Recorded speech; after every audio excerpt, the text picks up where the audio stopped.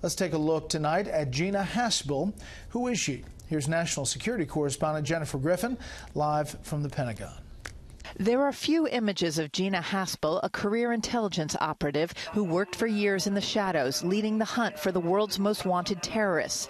Last March, as deputy director of the CIA, she sat 2 seats down from Defense Secretary Jim Mattis as he welcomed the Saudi Crown Prince to the Pentagon. If confirmed, she will be the first woman to head the CIA. She joined the agency in 1985. She's 61 years old and was once the deputy director of National Clandestine Service. She oversaw covert action and ran the CIA black site in Thailand known as Cat's Eye, where Abu Zubaydah was waterboarded in 2002, along with Abdul Rahim al-Nashiri, best known for the USS Cole bombing. Both remain at Gitmo. She is someone who was up to her eyeballs in the torture issue. She was in charge of the CIA torture site in Thailand, a place where one man was waterboarded 83 times.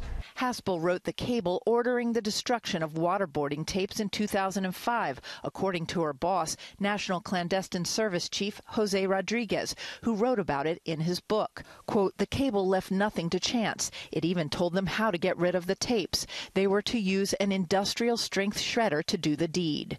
Haspel's many defenders say those black sites have to be seen in context. The Justice Department and President Bush authorized the actions.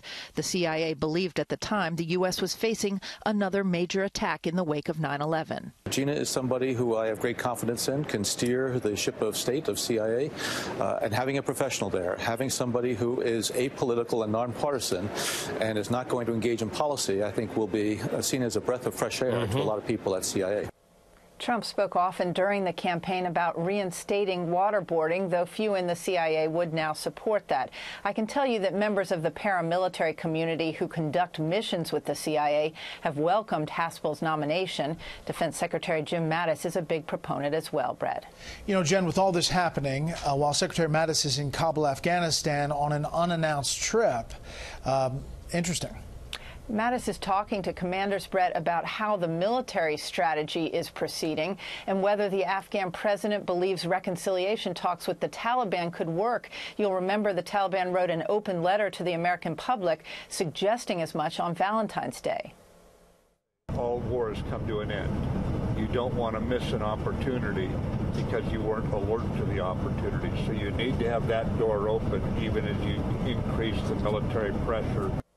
17 years into the war, and the defense secretary still travels to Kabul in secret.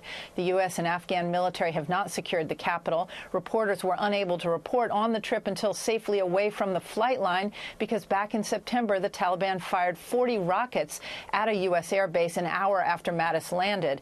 Mattis did not speak today about the firing of his friend and wingman, Secretary of State Rex Tillerson. Brett.